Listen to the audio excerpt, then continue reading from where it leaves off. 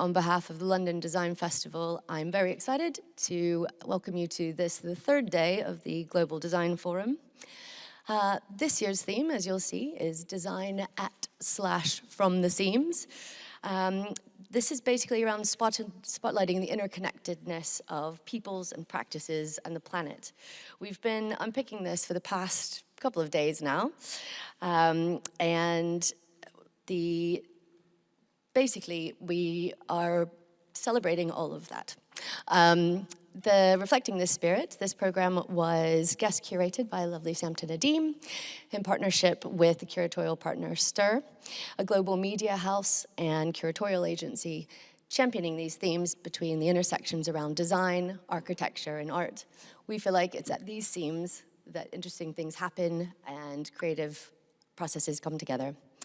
So, today's theme is infinite realities, revealing the many ways. Oh, sorry, my notes are all messed up. Sorry, guys, this is bad. There we go. Right. Revealing the many ways of knowing, being, and doing, and where it can take us. Together, these underpinning themes capture the spirit of operating from the seams, challenging conventions, and reimagining the role of design in shaping a more pluralistic tomorrow. Handing over now to Debica Ray, who's going to chair this panel. Hello, everyone. Happy Monday. Thank you for coming down first thing in the week. My name is Debica. I'm going to be moderating today's conversation, which is titled Rebordering from the Center. I have a mic, don't I? Can you hear me now? So today we're going to be trying something a little different. So if we could bring up the QR code and word cloud on the screen, please. Okay, so this is a bit of an experiment. On the screen you'll see the question, what shapes the borders of London's design culture? And what we're asking you to do is to send in one-word responses via the QR code. You can log in now and start to do that. We'd like you to respond with whatever comes to mind. Think about what historically has made London a creative centre, what barriers exist today, and what London might become in the future. Your words will form a word cloud, and I'm going to try and use that to guide the discussion. Wish me luck with that. I think I'll try and prompt you a little bit throughout so that the words evolve as we go. So why are we asking that question today? I've been thinking, we had a discussion a couple of days ago, and I've been thinking a lot about how to introduce this conversation, and unfortunately I concluded that the only place to start is by acknowledging what's been happening in London and what happened only 2 days ago when hundreds of thousands of people marched through central London in support of the far right.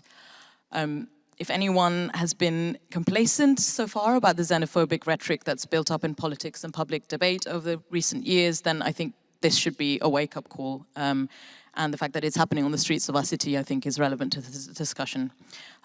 Because London has always defined itself as a global centre, where talent, ideas, finance, and institutions coalesce into cultural output. But that centrality has never existed in isolation. It was built on the expansion of capital and global trade, on colonialism, and the extractions of material, labor, and resources from across the globe, from within the country and within the city itself. London is magnetic, we know that, we're all here, it draws us here, it's exciting, vibrant, and it's why we come and why we stay. But its success is always dependent on what happens beyond the core, so it depends on outsourced, low-waged and migrant labor, on affordable land on the edges, on manufacturing hubs and global supply chains, and on voices from the margins. And the paradox today is that this very success had also made London brittle. It's unaffordable, it's exclusionary, and at risk of hollowing itself out. And I think we can see that it's having dangerous political repercussions that we can all see today. So now we're in a position where borders are tightening, the state has retreated from investment in social equity, and rising land values are continuing to push out those who can't afford it. Meanwhile, elsewhere in the world, new hubs of culture are emerging in Mexico City, Doha, Accra, Mumbai, Seoul, and across digital and diasporic networks. Power is shifting. So where does that leave London today? Who defines it as a centre, and how is that changing? Is the very notion of a cultural centre redundant today? And what alternative futures might replace it? And importantly, for the context of London Design Festival, is design in London rising to the challenges of this new era?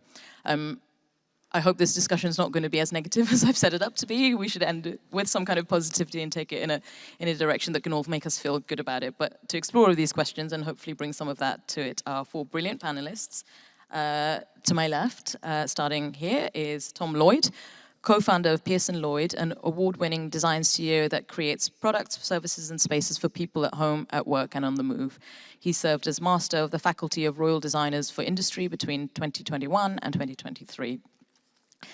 Next, we have Marta Foresti, who's the founder of Largo Collective, a research and creative studio exploring migration, culture, and the arts.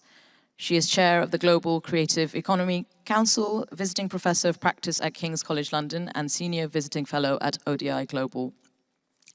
Next, we have Toranj Konsari, who's founder of Public Works, a practice working on co-production methods in art, architecture, urbanism, systems thinking, and citizenship. She's director of a research center on empowering society at London Metropolitan University and a unit master at the Architectural Association.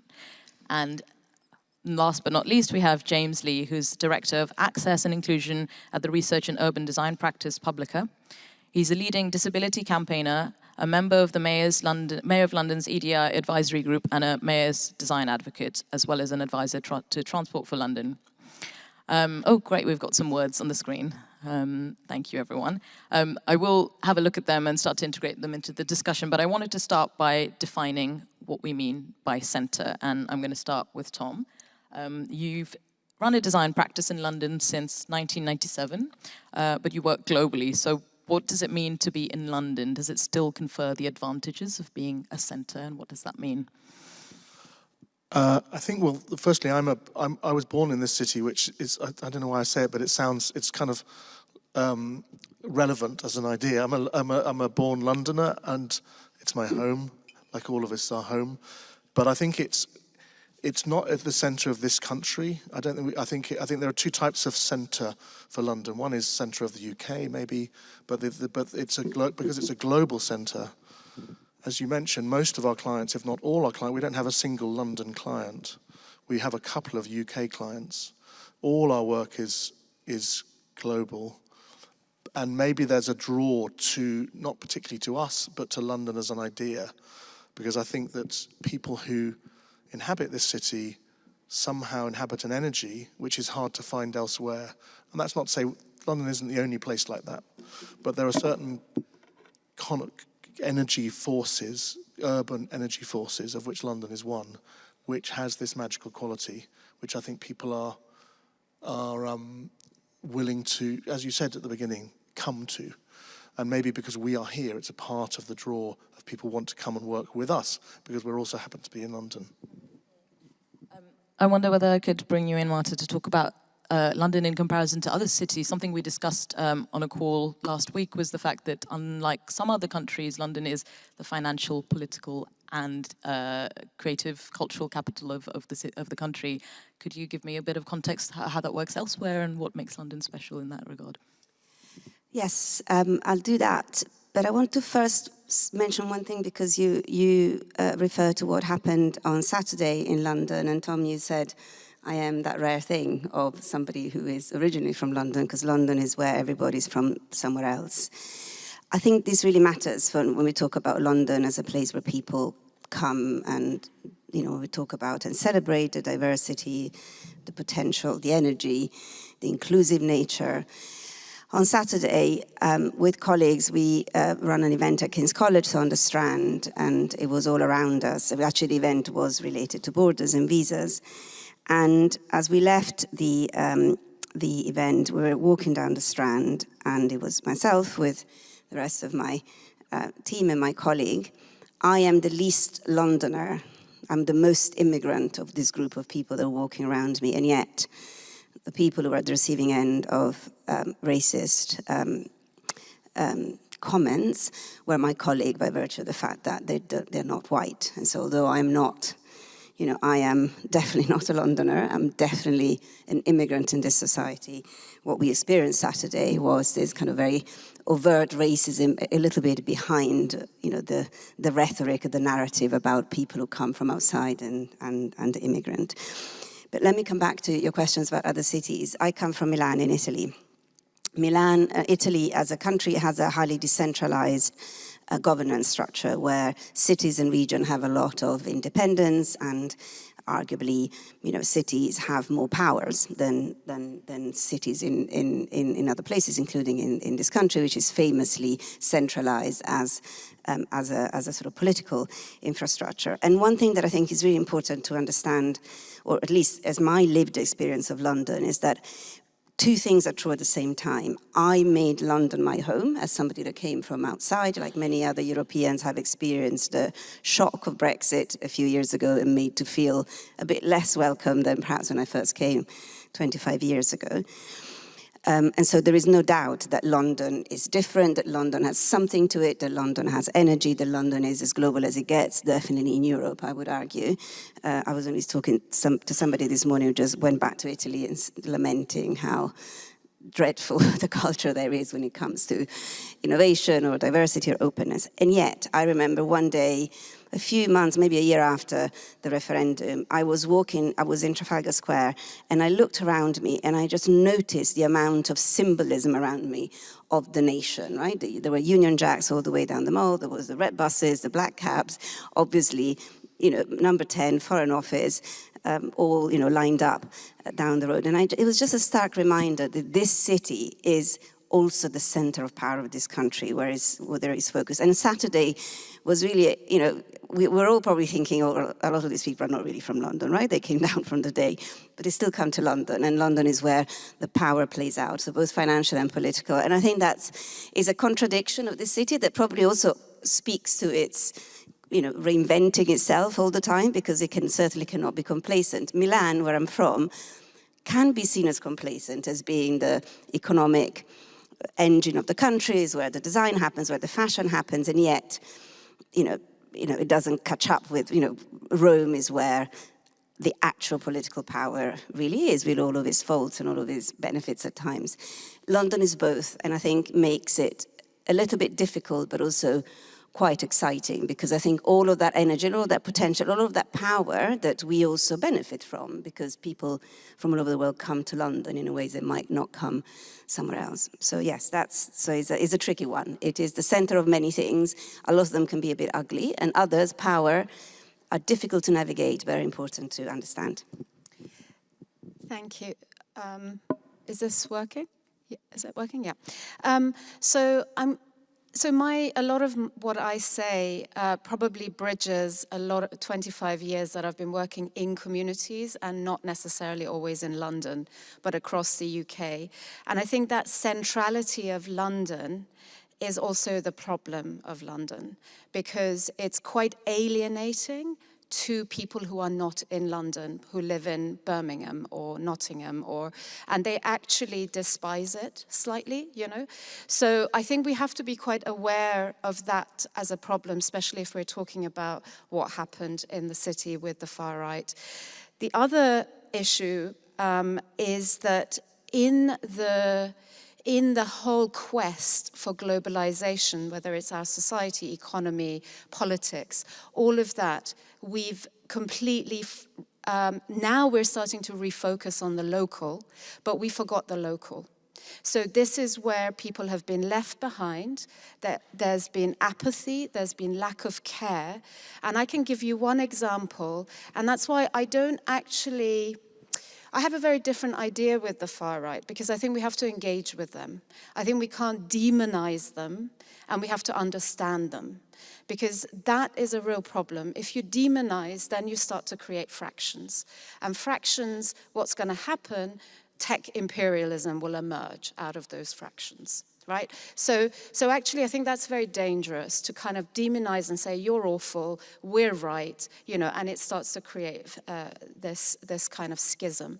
So I think I think there's a missing political sphere, which is between the household and the state. This space has been forgotten. Yeah, and I give you an example. I was in one of the most deprived areas in West Bromwich. No, actually, it was Manchester this time. And the guy he was amazing. He'd set up an adventure playground, whatever, all of this, but hated the Pakistani families in the housing estate. Said, they get everything, I don't get anything, blah, blah, blah. And I said, okay, you know what? I'm going to take you all out. I facilitate and host a dinner. And let's talk, right? At the end, I cut a long story short. At the end, they connected on a very human level of poverty, like struggles, all that stuff. And I went back 2 years later, and his wife had died, and that Pakistani family were looking after them. There is no investment in that space. Yeah, there is no care and investment in that space, and that is the problem. And I think that's where we have to decentralize centers of culture, in my opinion, and we have to invest in that space. Otherwise, we continue with this problem of alienation and inequality. Actually, it's an urban inequality in terms of wealth, not just the wealth and politics being concentrated, but also innovation, culture, and all of that. So. James, I wanted to put the same question to you, but also maybe, given that your work is very much in the world of inclusion, do you think that inequality and exclusion is a kind of structural feature of a city that's culturally centralized? Discuss. Discuss. Could discuss, or could say one word, which is yes. Going to try and not turn this into a large rant about the perils of vulture capitalism and profit extraction and so forth. I say all these things. I worked in the financial systems for about 8 years. Remind me of the brief again, Devika. What defines a centre? What defines a centre? Why is London a centre? And is it still relevant to keep referring it to as a centre? Does the answer depend on who you're asking? I think that's kind of the answer, right? It depends on who you're asking. London is a place of great relevance, great importance to a huge number of communities, both within and without London.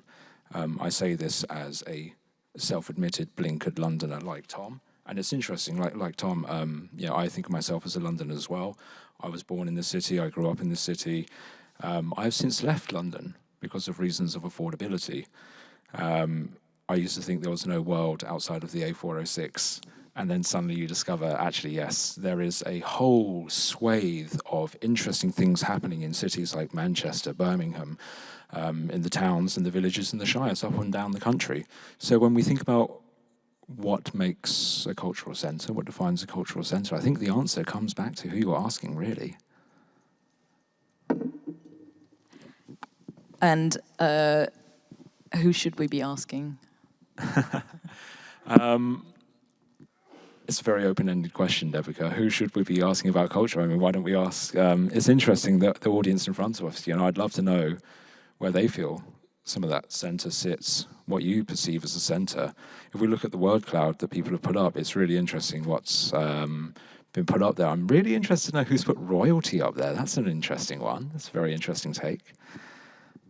Should we respond to royalty? I guess we were talking about kind of the history of London, and I suppose centrality and being at the core implies these big institutions. It's kind of royalty, or we're in an institution, but Taranj, a lot of your work is about the grassroots, about outside of the institutions. So to what extent do you think that London is defined by, there's some words there that are scattered, disruptive, experiments, energy.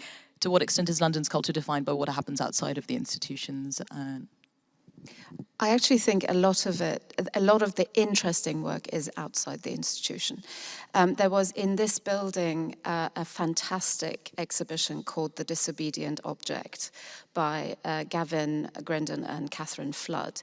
And that really framed it, that what the institutions do, they tell the story from the top down and create the objects that are linked to that top-down narrative. That's the powerful, and what gets lost is the everyday lives that will allow us to understand society if we actually understood it, you know, and it's very diverse and it's very plural and it's never the same. So one of the problems of today, also because of the tech, is that we are not just, somebody said scattered, I think, we are scattered. So we have to start to find common grounds. And there doesn't have to be a single common ground. It can be plural common grounds. So what are these plural interests, plural common grounds?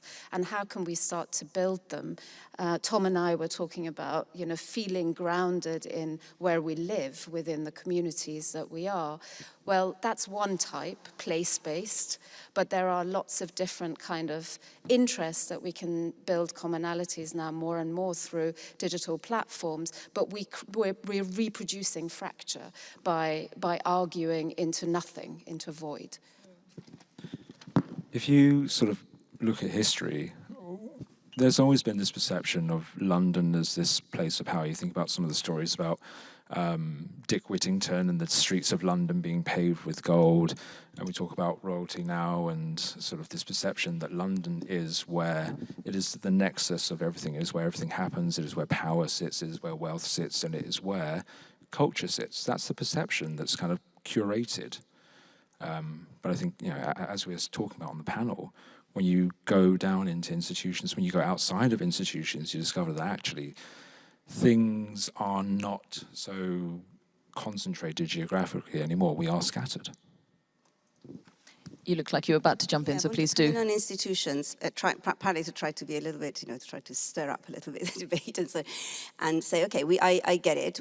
Institutions have many limits, and a lot of them relate to them being run or being dictated by sort of financial interests and imperatives and their lack of capacity to adapt and become more inclusive. And I think is perfect, you know, and again, we are in one institution, and there are many museums that are very good examples of institutions that struggle to, you know, to pick up that scattered and shared culture that we just heard about. But I have on a personal experience, and this is small, but it gives you a sense of how institutions can also be places of change. And again, how perhaps in this country, if not just in the cities, there is experience and openings. I don't come from the culture sector. I worked for many years in social policy, in international relations, in policy spheres. And it was actually, when I first started to engage with design, much to my surprise that this piece of work that I got involved in was exhibited at, of all places, at the V&A in Dundee, in the Scottish Design Museum. And from there, and that, in a way, that opening from that institution to just open a conversation with, you know, something that did not come from traditional design or arts and culture, that to me made me realize that there was all sorts of potentials in engaging with different, I mean, I spent a lifetime working with institutions, but different institutions, policy institutions, governments, international organizations. And so without necessarily taking a positive or a negative take, I think our ability to perhaps exploit institutions a bit more and make them do things differently is quite untapped. And one thing that is possible, certainly in my experience within cultural institutions in this country, is to propose that something that normally wouldn't sit in institutions, including a conversation like today and me being here, is something that can actually happen. So it's not going to change the, you know, the almost like inclusive, elitist nature of institutions, particularly some cultural institutions, but at the very least they can be opened up to different ideas. Do you think of the design sector as an institution in itself, or is it a bit more complex and kind of dispersed? I don't at all, and I actually think listening to the conversation, I don't feel like I inhabit an institutional framework as the work that I do. And I actually think that the energy and the kind of power of the city is not one that's framed through institutions. I think diversity is a really important word, but I think it's just as much to do with cognitive diversity as heritage. And obviously those two things come hand in hand, because with heritage you get a cognitive diversity. I think friction is an incredibly powerful part of what makes energy, literally. You think about the physics of it. And I think I was actually looking up on my way in this morning. If you Google top 10 most livable cities in the world, and then you Google top 10 most design-centric cities, they're not the same. So a policy might say, I want to make, you might say that Vancouver or Auckland or Melbourne are great cities because the quality of life sort of metrics really work. But those aren't the places where you particularly get design or creativity or energy. And maybe it's because that friction doesn't exist. And so it's a huge paradox that London, all the things we complain about are all the things that make it powerful. And it's like this absolute, also I do think that people come here because whether it's they're escaping something truly life-threatening, or whether it's they're escaping gender identity or political identity, there's an ability to be who you want to be in this city. And I'm not someone who experiences racism as a white male Londoner, but I know that there's a feeling of sanctuary here. So even though we attract what happened on Saturday, there's also a sort of very, very powerful sense of inclusion. There's someone who lives on our street smoked too much dope, unfortunately, and he walked around naked apart from some Birkenstocks and a bomber jacket. No one would ever notice somehow.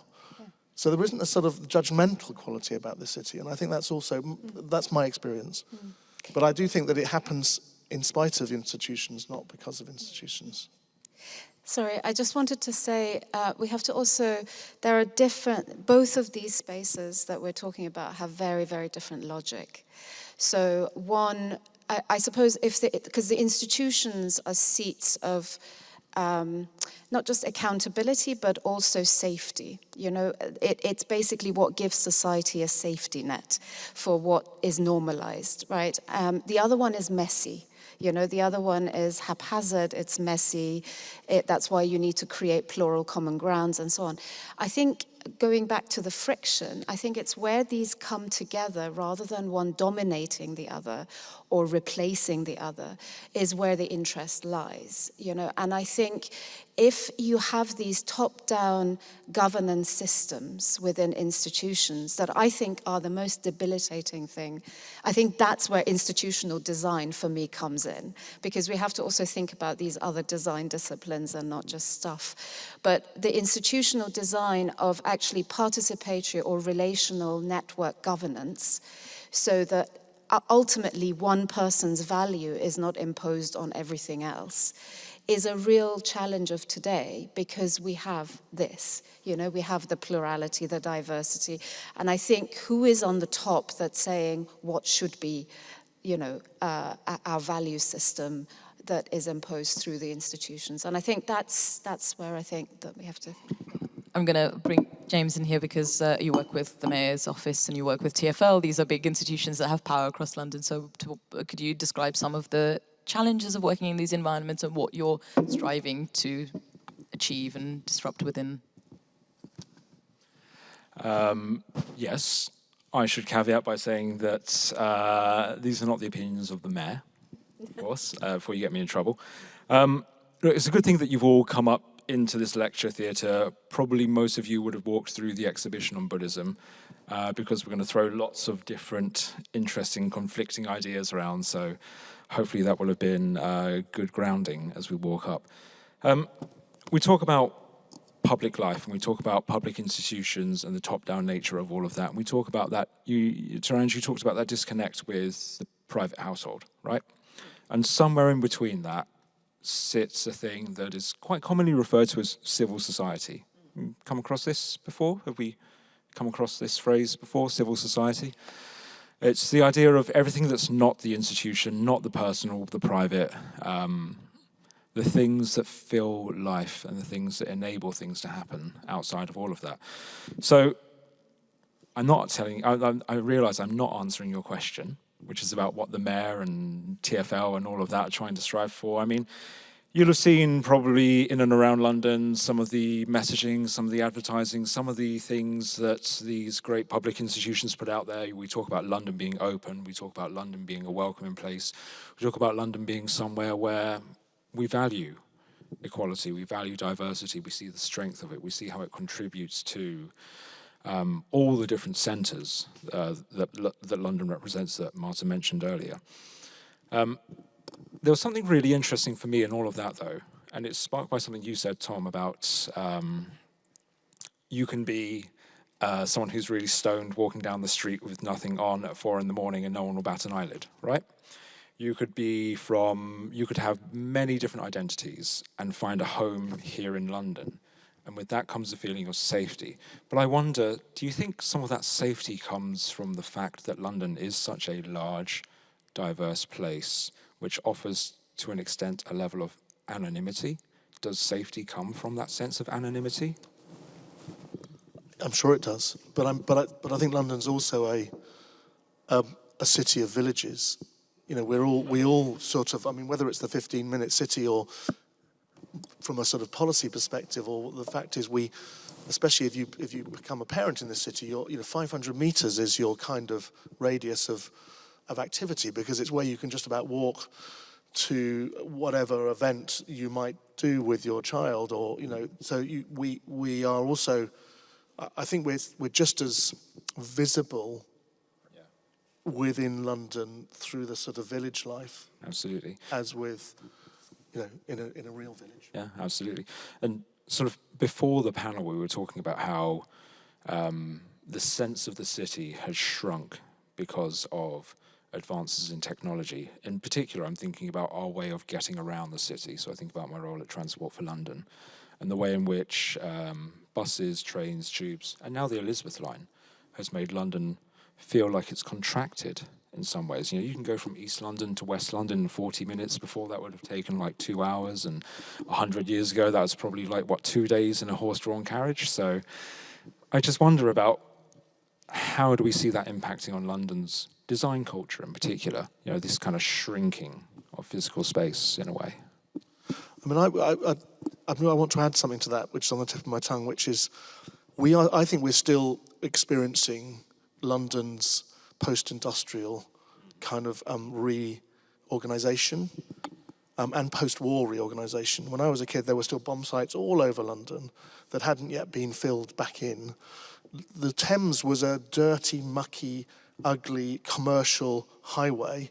Every wharf, every bit of land use on the edge of the water was not. Now we're turning towards the Thames and its luxury flats. Before, you turned away from the water because it was a sewer, and it was and all the wharfs was the sugar wharf. It was the every bit of trade coming through this city, and I think we're still recalibrating ourselves as a post-industrial kind of conurbation. And I think maybe as a result of the current macroeconomic climate, and maybe we're beginning to recalibrate away from globalization, and London will become a city of industry again, because onshoring and reshoring and trying to localize the means of production might also enable this, or cities and this city to become something very different again.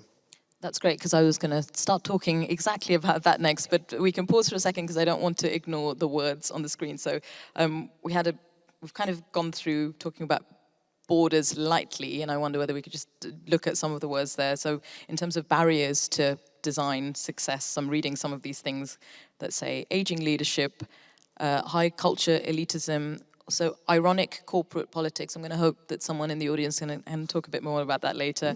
Is there anything you want to respond to on the screen in terms of boundaries and barriers? And Marta, I wonder whether there's also, you had a slide. You can show it if you want, or...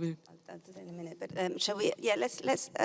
I do want to pick up the conversation on borders and maybe connect to some of the things we have here on multiculturalism and diversity and community. Let me just share with you a couple of ideas of what comes to mind when I think about borders and sort of borders and cities and specific and design, and think about borders in the context of policies and how policy is a matter of design too. And in fact, it's funnily enough, there is a lot of conversation in policy circles about design thinking and a lot of interest in problem solving and design, and I think it's useful to open up that conversation about design in relation to policy and borders. So the first thing to say about borders and cities and design is that we often think about borders as a matter of national interest, right? It's a matter of national policies. One of the many policy areas that by definition, they're not in the hands of local policymakers. It's not for the cities to decide who comes in and comes out of the borders. And yet, every single policymaker, mayor, local councillor will tell you how much, particularly right now, handling issues related to the consequences of borders is very much a matter of local policy. From a city's perspective, if you're a mayor of a large city's housing, jobs, access to services, these are all matters of policy that are not just relevant, but also within the remit of local policymakers. That is where the consequences of borders play out. And so this, again, trying to get away from being negative or being pessimistic or optimistic, there is no doubt in my mind that in terms of policy design, the solutions or the alternative to the current complete standstill in political terms in terms of what do we do about borders has to come from the local level, because that's where the lack of workforce, the need to accommodate people in hotels or otherwise become a matter of local policy. And so, yes, there is a real need to decenter the policymaking, and that's a matter of design, because even if there is no decentralized structure, the decision-making, the resources need to be responsive to those real needs of borders management.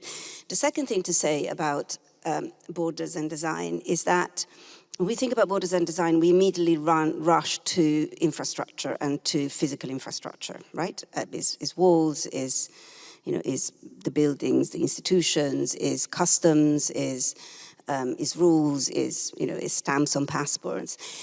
And yet, again, Saturday it was on display. It is the imaginary borders that create a sense of otherness. Is this idea of a story, a narrative, an actual a real borders in everybody's minds about who's in, who's out, who is us and who is them.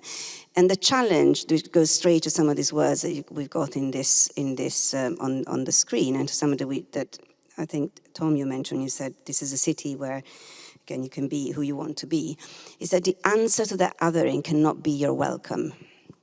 The answer to the othering has to be, it's us, it's all of us, right? Is whoever works in the street. And this is where I think cities and actors in the cities have a challenge, because if the best we can do is to say, don't worry, you're all welcome here, it's still them. It's never me, even though I've come to these cities. Cities are places where people come to. It doesn't really matter where they're coming from. A number of people might be coming from up the street, right? They're nothing to do with national borders. If we don't leverage that being in this together with all the contradictions that we discuss, if we keep the narrative and the borders into there is a me and there is a you and you're welcome and I decide, we are frankly stuffed in terms of responding to the narratives that we saw at play. And it really matters for this messaging and, around the city. And it really matters when you have obviously mayors that perhaps are themselves not originally from the cities who say, well, I now can say that somebody else is welcome. So I'm actually becoming quite critical of a lot of the narratives and the policies that go into, that use, the welcome as a narrative, and policies of inclusion and that go with it. And perhaps this is one area where talking to understanding where people are coming from could be helpful. And then last but not least, and this is where I will show this, is that sometimes design. Could we have the slides back, myself, please, for a sec? It works. It doesn't really matter. If it works, it works. If it doesn't, it doesn't. Shall I press it? I'll try. Here we go. So I'll tell you what this is. Sometimes design and borders, borders are a matter of a lack of design, or things that have not been thought through that then become reality. This picture, this is a design by information designer Federica Fragapane, who I work a lot with. And she gives shapes to this data on the rejection rates of short-term visas to Europe. So this is the kind of visa that people apply to be able to come to the London Design Festival, or to go to the Venice Biennale, or to perform at Glastonbury, or to do the sort of things in the culture sector we need people to do and to come over.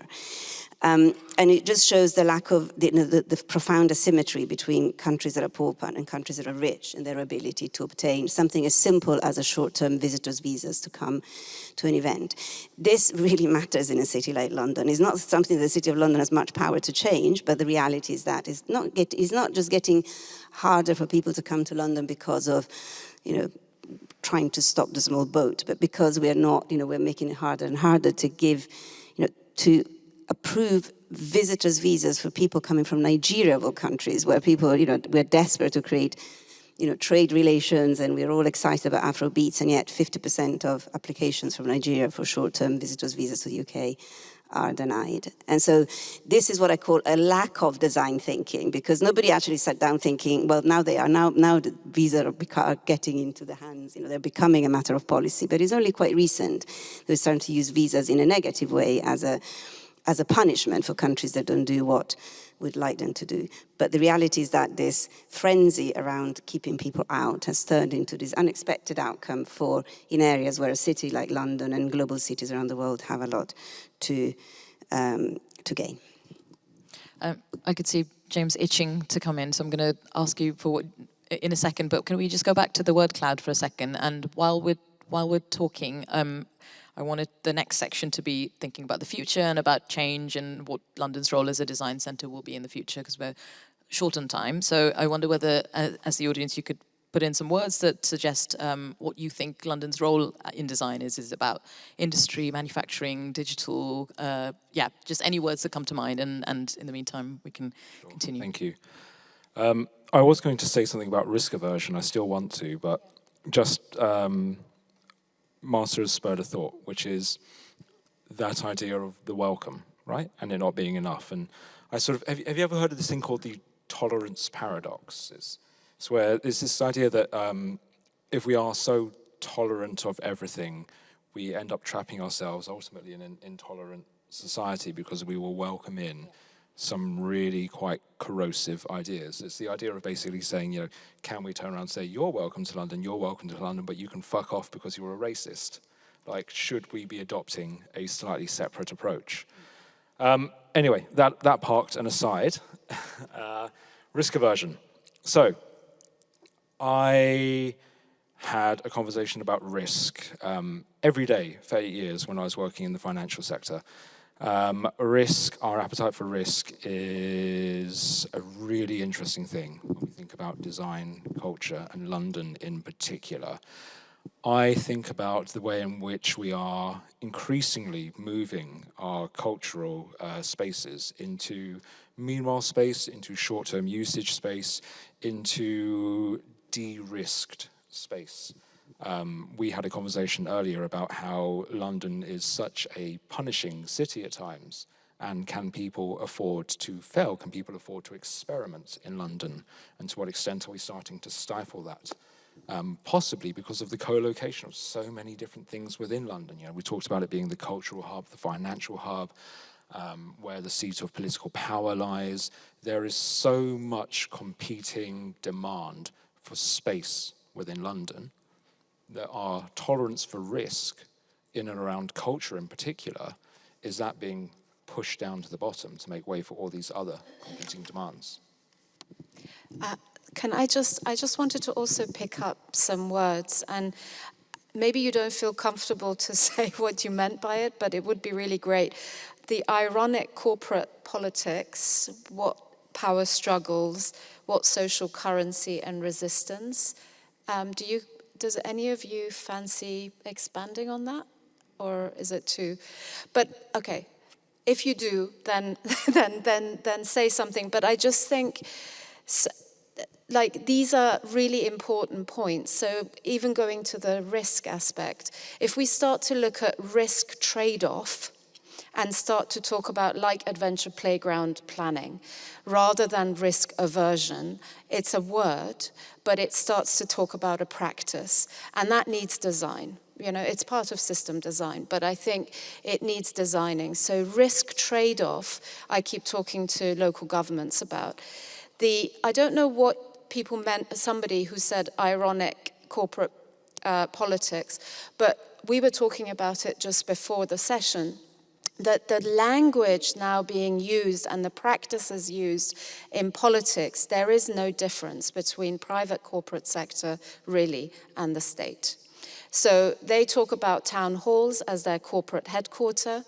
Yeah, they use completely corporate paradigms in terms of finance first. Yeah, and that's the thing, that's why risk aversion and social currency does not play a part. I tried to save a plot of land owned by a London borough outside London, and at the end it came to numbers of, but we have this much deficit. So what's happening is that we're losing public goods without knowing. So are they really public, or do we just have another infrastructure that's private? Yeah, because we didn't vote for these pieces of land to be sold off, but they're being sold off to pay for the salaries of public servants. So where is the public? You know? So I think we have to be really critical of this and not be so ideologically closed about, okay, I think public is really important. Yeah, I do think public is really important. But if the practice of publicness is not being treated as a public good, then we just have the same paradigm are calling it different things. You know, and so because then you can have Virgin delivering public health, and you know it's all kind of gonna completely merge, and then we have the power issue that civil society that James is talking about is constantly ignored because of that other value system that is by these two juggernauts, and so you know everything is being so conglomerates, right? I mean, you have these concentration of corporateness, and what's going to happen, I talked about tech imperialism earlier, and that will go into culture, but tech imperialism means the whole notion of sovereignty will change. If we go into the metaverse, honestly guys, it will happen.